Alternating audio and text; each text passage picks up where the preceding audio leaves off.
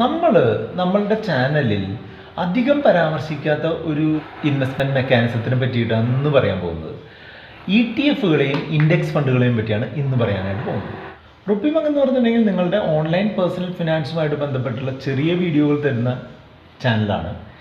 ഇവിടെ നിങ്ങൾ പുതിയതായിട്ടാണ് എന്നുണ്ടെങ്കിൽ ആ വിഷയം താല്പര്യമുള്ള ആളാണെന്നുണ്ടെങ്കിൽ നിങ്ങൾ സബ്സ്ക്രൈബ് ചെയ്തോളൂ.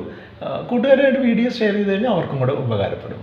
സാധാരണ മ്യൂച്വൽ ഫണ്ടുകൾ എന്ന് പറഞ്ഞിട്ടുണ്ടെങ്കിൽ ഒരു ആക്റ്റീവായിട്ടുള്ള ഇൻവെസ്റ്റ്മെൻറ്റ് മെക്കാനിസം ആണല്ലേ. അതായത് ആ മ്യൂച്വൽ ഫണ്ട് ഒരു ഫണ്ട് മാനേജർ ഉണ്ടാവും, അതിനൊരു ഫണ്ട് മാനേജിങ് ഗ്രൂപ്പ് ഉണ്ടായിരിക്കും. അവർ വളരെ കെയർഫുള്ളായിട്ട് അനലൈസ് ചെയ്തിട്ട് കുറേ സ്റ്റോക്കുകൾ മ്യൂച്വൽ ഫണ്ടിനായിട്ട് വാങ്ങും, അത് വിൽക്കും, അതിൽ നിന്ന് ലാഭം കൊടുക്കും, അങ്ങനെ പുതിയത് വാങ്ങും, അങ്ങനെ വളരെ ആക്റ്റീവായിട്ട് പെർഫോം ചെയ്യുന്ന തരത്തിലുള്ള മ്യൂച്വൽ ഫണ്ടുകളെ പറ്റിയാണ് നമ്മൾ കൂടുതൽ കേട്ടിട്ടുള്ളത്. പക്ഷേ മറ്റൊരു ഇൻവെസ്റ്റ്മെൻറ്റ് മെക്കാനിസം കൂടെ നമ്മളുടെ സ്റ്റോക്ക് മാർക്കറ്റുമായിട്ട് ബന്ധപ്പെട്ടിട്ടുണ്ട്. അതിനെപ്പറ്റിയാണ് ഇന്ന് പറയുന്നത്. അത് രണ്ട് തരത്തിലാണുള്ളത്. ഒന്ന് ഇൻഡെക്സ് ഫണ്ടുകളും, രണ്ട് ETF-കളും, എക്സ്ചേഞ്ച് ട്രേഡഡ് ഫണ്ടുകളും. അതൊരു പാസീവായിട്ടുള്ള ഇൻവെസ്റ്റ്മെൻറ്റ് മെക്കാനിസമാണ്. അതെന്ന് പറഞ്ഞിട്ടുണ്ടെങ്കിൽ നമ്മൾ സെൻസെക്സ് എന്നും നിഫ്റ്റി എന്നൊക്കെ കേട്ടിട്ടില്ലേ. ആ സെൻസെക്സിനും നിഫ്റ്റിക്കും അനുസരിച്ച് ഇൻവെസ്റ്റ് ചെയ്യുന്ന രണ്ട് തരത്തിലുള്ള ഇൻവെസ്റ്റ്മെൻറ്റുകളെയാണ് ETF എന്നും ഇൻഡെക്സ് ഫണ്ടുകളെന്നും പറയുന്നത്. അതിൻ്റെ സിമിലാരിറ്റീസും വ്യത്യാസങ്ങളുമാണ് ഇന്ന് ഈ വീഡിയോയിലൂടെ കൃത്യമായിട്ട് പറഞ്ഞു തരാനായിട്ട് പോകുന്നത്. ETF എന്താണെന്ന് ആദ്യമേ നോക്കാം. ETF എന്ന് പറഞ്ഞിട്ടുണ്ടെങ്കിൽ ഒരു സ്റ്റോക്ക് എക്സ്ചേഞ്ചിൻ്റെ ഇൻഡെക്സ് എന്ന് പറഞ്ഞു കേട്ടിട്ടുണ്ടോ? അതായത് സെൻസെക്സ്, നിഫ്റ്റി എന്നൊക്കെ പറഞ്ഞു കേട്ടില്ലേ. സെൻസെക്സ് എന്ന് പറഞ്ഞിട്ടുണ്ടെങ്കിൽ ഒരു 30 കമ്പനികളുടെ ഒരു കൂട്ടമാണ്. അതായത് റിലയൻസ്, അതുപോലെ ടാറ്റ, TCS, അതുപോലുള്ള കമ്പനികൾ, അതുപോലുള്ള 30 കമ്പനികളുടെ ഒരു കൂട്ടമാണ് ഈ സെൻസെക്സ് അല്ലെങ്കിൽ ബോംബെ സ്റ്റോക്ക് എക്സ്ചേഞ്ചിൻ്റെ സൂചിക എന്ന് പറഞ്ഞിട്ടുണ്ടെങ്കിൽ. അത് ഒരു പ്രത്യേക പ്രൊപ്പോർഷനിൽ ഓരോ സ്റ്റോക്കുകളെ മിക്സ് ചെയ്തിട്ട് ആണ് ആ സെൻസെക്സിൻ്റെ ആ ഒരു വാല്യൂ നമ്മൾ മെയിൻറ്റെയിൻ ചെയ്യുന്നത്. അതെന്താണെന്ന് വെച്ചാൽ ഇപ്പോൾ എന്താണ്, സെൻസെക്സ് 20,000 എത്തി, അല്ലെങ്കിൽ 40,000 എത്തി, സെൻസെക്സിൽ 400 പോയിന്റ് താഴ്ന്നു. ഇതൊക്കെ കണക്കാക്കുന്നത് എങ്ങനെയാണെന്ന് വെച്ചാൽ സെൻസെക്സിൽ ഉള്ള ഓഹരികളുടെ വിലയിൽ വരുന്ന വ്യത്യാസത്തിൻ്റെ ഭാഗമായിട്ടാണ് ആ സെൻസെക്സ് ഉയരുകയും താഴുകയും ഒക്കെ ചെയ്യുന്നതെന്ന് പറയുന്നത്. ഇൻഡെക്സിൽ ഉള്ള ഓഹരികൾ അതേ പ്രൊപ്പോർഷനിൽ ഇൻവെസ്റ്റ് ചെയ്യുന്ന ഒരു തരം ഫണ്ടുകളെയാണ് എന്ന് പറയുക എക്സ്ചേഞ്ച് ട്രേഡഡ് ഫണ്ടുകൾ എന്ന് പറയാം. ഈ എക്സ്ചേഞ്ച് ട്രേഡഡ് ഫണ്ടുകൾ ഇപ്പോൾ ഒരു ഉദാഹരണമായിട്ട് പറയുകയാണെന്നുണ്ടെങ്കിൽ നമ്മൾക്ക് ബോംബെ സ്റ്റോക്ക് എക്സ്ചേഞ്ചിൻ്റെ സെൻസെക്സിൽ റിലയൻസിന് 5% വെയിറ്റേജ് എങ്കിൽ ഈ എക്സ്ചേഞ്ച് ട്രേഡഡ് ഫണ്ടിൽ നമ്മൾ ഒരു 100 രൂപ ഇട്ട് കഴിഞ്ഞാൽ അത് 5 രൂപ എങ്ങോട്ട് പോകും, റിലയൻസിൻ്റെ സ്റ്റോക്ക് മേടിക്കുന്ന രീതിയിലുള്ള ഒരു ഇൻവെസ്റ്റ്മെൻ്റ് ആയിട്ട് മാറും. അപ്പോൾ ഇൻഡെക്സിൽ എങ്ങനെയാണോ സ്റ്റോക്കുകൾ ഇത് ചെയ്തിട്ടുള്ളത് അതേ പ്രൊപ്പോർഷനിൽ ഇൻവെസ്റ്റ് ചെയ്യുന്ന തരത്തിലുള്ള ഒരു ട്രേഡഡ് ഫണ്ടുകളെയാണ് ETF അല്ലെങ്കിൽ എക്സ്ചേഞ്ച് ട്രേഡഡ് ഫണ്ട് എന്ന് പറയാം. അതേസമയം ഇൻഡെക്സ് ഫണ്ടുകൾ എന്ന് പറഞ്ഞിട്ടുണ്ടെങ്കിൽ മ്യൂച്വൽ ഫണ്ട് കമ്പനികളിൽ ഈ ഓരോ ഇൻഡെക്സിനെയും അനുസരിച്ച് ഒരു ഫണ്ട് നമ്മൾ ക്രിയേറ്റ് ചെയ്തിട്ടുണ്ടാവും. HDFC index fund Sensex plan, അല്ലെങ്കിൽ HDFC index fund Nifty plan എന്ന് പറഞ്ഞിട്ടുണ്ടെങ്കിൽ ഒന്നുമില്ല, നമ്മളുടെ നിഫ്റ്റിയിലുള്ള 50 സ്റ്റോക്കുകളുടെ ഏതാണ്ട് അതേ പ്രൊപ്പോർഷനിൽ ഇൻവെസ്റ്റ് ചെയ്യുന്ന ഒരു മ്യൂച്വൽ ഫണ്ടിനെയാണ് HDFC ഇൻഡെക്സ് നിഫ്റ്റി പ്ലാൻ എന്ന് പറയുന്നത്. അതുപോലെ തന്നെയാണ് മറ്റുള്ള ഇൻഡെക്സ് ഫണ്ടുകളും. അതിലും ഇപ്പോൾ നിഫ്റ്റിയിൽ 50 സ്റ്റോക്ക് ആണെന്നുണ്ടെങ്കിൽ 50 സ്റ്റോക്ക് ആയിരിക്കും നമ്മളുടെ നിഫ്റ്റിയുടെ ഇൻഡെക്സ് ഫണ്ടിലും ഉണ്ടായിരിക്കുക. അപ്പോൾ ഇത് രണ്ടും ഏകദേശം ഒരേ കൺസെപ്റ്റ് ആണല്ലേ. അപ്പോൾ ഇതിൻ്റെ സിമിലാരിറ്റീസിനെ പറ്റി പറയുകയാണെന്നുണ്ടെങ്കിൽ ഒന്നാമത്തെ സിമിലാരിറ്റി എന്ന് പറഞ്ഞിട്ടുണ്ടെങ്കിൽ ഈ ഏത് ഇൻഡെക്സിനെ ബേസ് ചെയ്തുകൊണ്ടാണോ ഈ ഫണ്ടോ അല്ലെങ്കിൽ ETF ഉണ്ടാക്കിയിട്ടുള്ളത് ആ ഫണ്ട് അതേ രീതിയിലുള്ള നേട്ടം തരും. അതായത് സെൻസെക്സ് 1% കയറിയാൽ നമ്മളുടെ ETF-നും അല്ലെങ്കിൽ ഇൻഡെക്സ് ഫണ്ടിനും 1% നേട്ടം ഉണ്ടായിരിക്കും. 2% ഇറങ്ങിയാൽ അതിനനുസരിച്ച് 2% ഇറക്കുണ്ടായിരിക്കും. അപ്പോൾ മറ്റൊരു റോക്കറ്റ് സയൻസും ഇല്ല. എങ്ങനെയാണോ ഇൻഡെക്സ് മൂവ് ചെയ്യുന്നത് അതുപോലെ മൂവ് ചെയ്യുന്ന രണ്ട് ഇൻവെസ്റ്റ്മെൻറ്റ് മെക്കാനിസങ്ങളാണ് ETF-ഉം ഇൻഡെക്സ് ഫണ്ടും എന്ന് ഇപ്പോൾ നിങ്ങൾക്ക് ഏകദേശം മനസ്സിലായിട്ടുണ്ടാവും. ഇത് നേരത്തെ പറഞ്ഞതുപോലെ ഇതൊരു പാസീവ് ഇൻവെസ്റ്റ്മെൻ്റ് ആണ്. ഇതിൽ ഒരു ഫണ്ട് മാനേജർ ഇതിൽ ഭയങ്കര ബുദ്ധിയൊന്നും ഉപയോഗിക്കേണ്ട കാര്യമില്ല അല്ലേ. അതുകൊണ്ടാണ് ഇതിന് പാസീവ് ഇൻവെസ്റ്റ്മെൻറ്റ് എന്ന് പറയുക. അതായത് ഇൻഡെക്സിൽ എങ്ങനെയാണോ സ്റ്റോക്കുകൾ കിടക്കുന്നത് അതേപോലെ തന്നെ ഇതിൽ മെയിൻറ്റെയിൻ ചെയ്യുക എന്നുള്ളതല്ലേ ഉള്ളൂ. അതുകൊണ്ട് ഇതിൻ്റെ ചിലവ് കുറവാണെന്ന് പറഞ്ഞിട്ടുണ്ടെങ്കിൽ ഇതിൻ്റെ എക്സ്പെൻസ് റേഷ്യോ കുറവാണ്. ഇപ്പോൾ ഇതിൻ്റെ എക്സ്പെൻസ് റേഷ്യോ ഒരു 0.5-നൊക്കെ താഴെയായിരിക്കും യൂഷ്വലി ഇതിൻ്റെ വരുന്ന ഒരു ചിലവ്. അതിലേക്ക് നമ്മൾ ഡീറ്റെയിൽ ആയിട്ട് വരാം. ഇനി ഇവ തമ്മിലുള്ള വ്യത്യാസം നോക്കാം. ETF നമ്മളുടെ സ്റ്റോക്കുകളെ ട്രേഡ് ചെയ്യുന്ന പോലെ ട്രേഡ് ചെയ്യാം. അതായത് സ്റ്റോക്ക് മാർക്കറ്റിൽ ഒരു അക്കൗണ്ട് വേണം, ട്രേഡിംഗ് അക്കൗണ്ടും ഡെപ്പോസിറ്ററി അക്കൗണ്ടും വേണം. അങ്ങനെ ഉണ്ടെന്നുണ്ടെങ്കിൽ സ്റ്റോക്കുകൾ മേടിക്കുന്നതും വിൽക്കുന്നതും പോലെ ട്രേഡ് ചെയ്യാൻ പറ്റുന്നതാണ് ETF. അതേസമയം ഇൻഡെക്സ് ഫണ്ടുകൾ എടുക്കാനായിട്ട് ട്രേഡിംഗ് അക്കൗണ്ടോ ഡിമാറ്റ് അക്കൗണ്ടോ ഒന്നും വേണ്ട. മനസ്സിലായില്ലേ? അപ്പോൾ അതിനാകെ വേണ്ടത് നമ്മളുടെ KYC കംപ്ലീറ്റ് ചെയ്യുക. സാധാരണ മ്യൂച്വൽ ഫണ്ട് വാങ്ങുന്നത് പോലെ നമുക്ക് ഇൻഡെക്സ് ഫണ്ടുകൾ വാങ്ങാനായിട്ട് സാധിക്കും. അതാണ് പ്രധാനപ്പെട്ട വ്യത്യാസം. രണ്ടാമത്തെ വ്യത്യാസം എന്താണെന്ന് വെച്ചാൽ സ്റ്റോക്കുകൾ ഒരേ ദിവസം തന്നെ പല വില കാണിക്കുകയല്ലേ, അതുപോലെ തന്നെയാണ് ഇൻഡെക്സ് ഫണ്ടുകൾ ഒരേ ദിവസം പല വില കാണിക്കും. ചിലപ്പോൾ കാലത്ത് ഇതിനൊരു 100 രൂപയാണെന്നുണ്ടെങ്കിൽ ഉച്ചയാകുമ്പോൾ ചിലപ്പോൾ 101 ആവും, വൈകിട്ടാകുമ്പോൾ ചിലപ്പോൾ 99 ആവും, അങ്ങനെ. അപ്പോൾ നമുക്ക് ഇഷ്ടമുള്ള വിലയിൽ നമുക്കത് വാങ്ങാനായിട്ട് സാധിക്കും. അതേസമയം ഇൻഡെക്സ് ഫണ്ടുകൾക്ക് ഒരു ദിവസം ഒരു വിലയേ ഉണ്ടായിരിക്കുള്ളൂ. അതായത് തലേ ദിവസം ഉച്ചയ്ക്ക് 3 മണിക്ക് അതിൻ്റെ വില ഇത്രയാണ്, നാളത്തെ വില ഇത്രയാണെന്നുള്ളത് ഡിസൈഡ് ചെയ്യും. ആ വിലയായിരിക്കും പിറ്റേ ദിവസം ഇത് ചെയ്യുക. അത് കാലത്ത് മേടിച്ചാലും ഉച്ചയ്ക്ക് മേടിച്ചാലും വൈകിട്ട് മേടിച്ചാലും അതേ വിലയ്ക്ക് തന്നെയായിരിക്കും ഈ ഇൻഡെക്സ് മ്യൂച്വൽ ഫണ്ടുകളിലെ ഒരു യൂണിറ്റ് ലഭിക്കുക. ETF മേടിക്കുന്നതിനായിട്ട് നമുക്കൊരു ട്രാൻസാക്ഷൻ കോസ്റ്റും അതിൻ്റെ കമ്മീഷനും ഉണ്ട്. കാരണം എന്താണെന്ന് വെച്ചാൽ അത് സാധാരണ സ്റ്റോക്ക് നമ്മളുടെ ബ്രോക്കർ വഴി വാങ്ങുമ്പോൾ നമുക്കൊരു ട്രാൻസാക്ഷൻ കോസ്റ്റും ഒരു കമ്മീഷനും കൊടുക്കേണ്ടി വരുമല്ലോ. ആ ട്രാൻസാക്ഷൻ കോസ്റ്റും കമ്മീഷനും നമ്മൾ കൊടുക്കേണ്ടതായിട്ട് വരും. അതേപോലെ തന്നെ ഇൻഡെക്സ് ഫണ്ടുകളുടെ ഡയറക്റ്റ് പ്ലാനിലാണെന്നുണ്ടെങ്കിൽ അങ്ങനെ കമ്മീഷനൊന്നും കൊടുക്കേണ്ടി വരില്ല.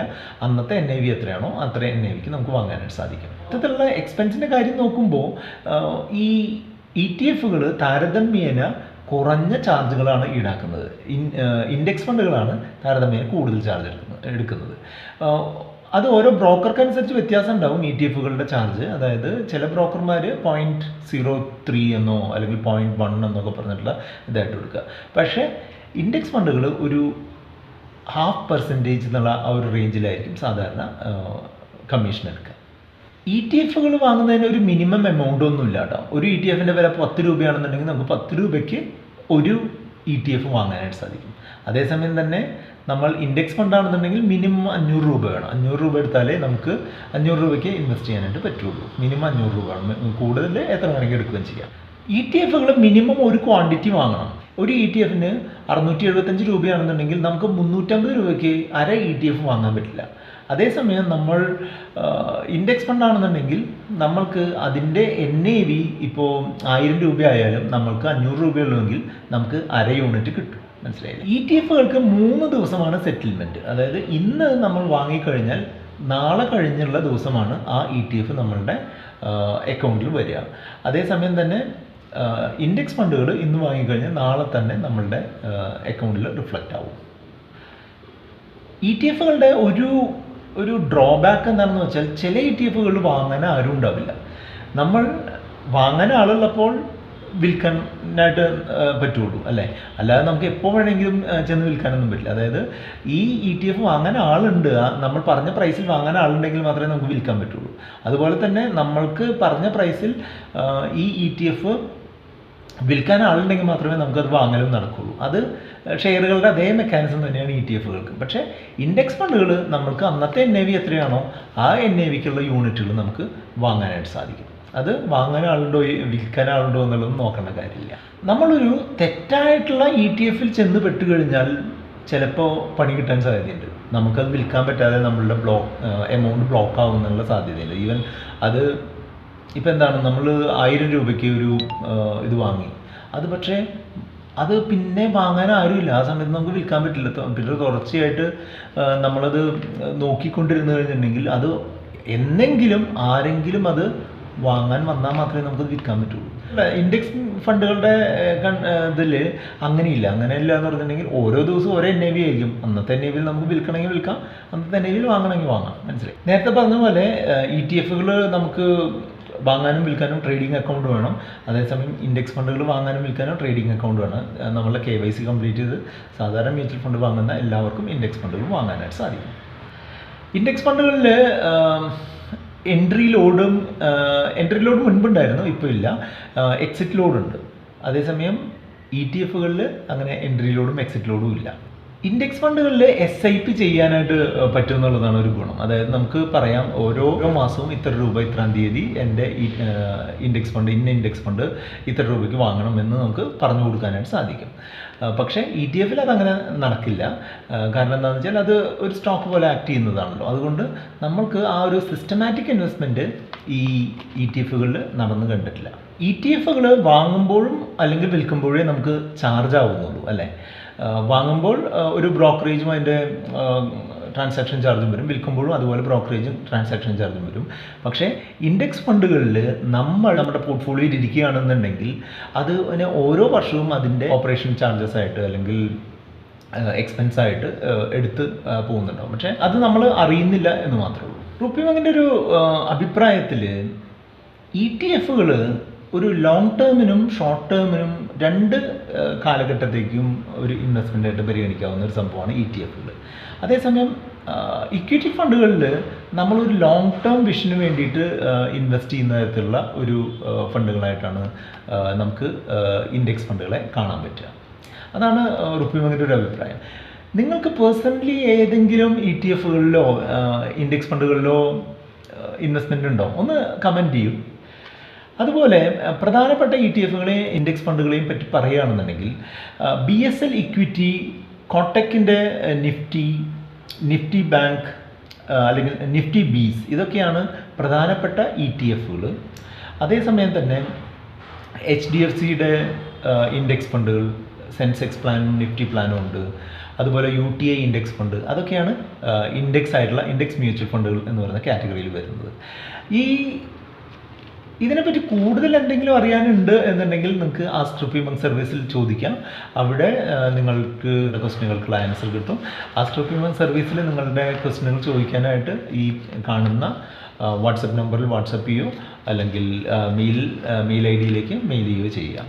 ഒരു അഭിപ്രായത്തിൽ നമ്മൾ ലോങ് ടേമിലേക്ക് ഒരു അധികം എക്സ്പെൻസ് ആവാതെ ലോങ് ടേമിലേക്ക് ഇൻവെസ്റ്റ് ചെയ്യാൻ പറ്റിയ ഒരു വെഹിക്കിളാണ് ഇൻഡെക്സ് മ്യൂച്വൽ ഫണ്ടുകളും ETF-കളും എന്നാണ് RupeeMonkന് തോന്നുന്നത്. പക്ഷെ പേഴ്സണലി ഞാൻ ഇതുവരെയും അങ്ങനെ ഫണ്ടുകളിൽ ഇൻവെസ്റ്റ് ചെയ്തിട്ടില്ല, ETF-കളിൽ ഇൻവെസ്റ്റ് ചെയ്തിട്ടില്ല. പക്ഷേ നല്ലതാണെന്നാണ് നമുക്ക് മൊത്തത്തിൽ ഇത് ചെയ്തത്. ചിലപ്പോൾ ഒരു ഭാവിയിൽ നമ്മളുടെ ഏപ്രിലിൽ നമ്മളുടെ പോർട്ട്ഫോളിയോ റിവ്യൂ ചെയ്യുന്ന സമയത്ത്, പുതിയ ഫണ്ടുകൾ ആഡ് ചെയ്യുന്ന സമയത്ത് ഞാൻ ആ ഫണ്ടുകൾ ചിലപ്പോൾ ആഡ് ചെയ്തേക്കാം. അതൊരിക്കലും ഒരു റെക്കമെൻഡേഷൻ ആയിട്ടൊന്നും എടുക്കേണ്ട കാര്യമില്ല. ഇത് ETF-കളെയും ഇൻഡെക്സ് ഫണ്ടുകളെയും പറ്റി നിങ്ങൾക്ക് ഒരു അവയർനെസ് തന്നു എന്ന് മാത്രമേ ഉള്ളൂ. കൂടുതൽ എന്തെങ്കിലും അറിയുന്നതിനായിട്ട് ഈ ആസ്ക് RupeeMonk സർവീസിലേക്ക് ഇത് ചെയ്യുക. അതുപോലെ തന്നെ കമൻറ്റ് ചെയ്താൽ നമുക്ക് അതിനുള്ള റെസ്പോൺസ് തരാനായിട്ട് ശ്രമിക്കാം. ETF-കൾ എടുക്കുന്നതിനായിട്ട് നമ്മൾക്കൊരു ട്രേഡിംഗ് അക്കൗണ്ട് വേണം എന്ന് പറഞ്ഞില്ലേ. ട്രേഡിംഗ് അക്കൗണ്ടുകൾ തരുന്നതിനായിട്ട് പല വിധത്തിലുള്ള സ്ഥാപനങ്ങളുണ്ട്. സെറോദ ഒരു കോസ്റ്റ് എഫക്റ്റീവ് ബ്രോക്കറാണ്. അതേസമയം ഫുൾ വാല്യൂ തരുന്ന ബ്രോക്കേഴ്സാണ് ജിയോജിത്ത് പോലുള്ളത്. ഇത് തമ്മിലുള്ള വ്യത്യാസങ്ങൾ എന്താണ്, ഇതിൻ്റെ ഗുണങ്ങളും ദോഷങ്ങളും എന്താണെന്നുള്ള അറിയാനായിട്ട് ഈ കാണുന്ന ആ വീഡിയോ ഒന്ന് ക്ലിക്ക് ചെയ്തുകൊണ്ട് മുന്നോട്ട് പോവുക. അതുപോലെ RupeeMonkന്റെ ചാനൽ സബ്സ്ക്രൈബ് ചെയ്യുന്നതിനായിട്ട് നിങ്ങൾക്ക് ആ സർക്കിളിലുള്ള RupeeMonkന്റെ ഐക്കൺ ക്ലിക്ക് ചെയ്തുകൊണ്ട് മുന്നോട്ട് പോകാം.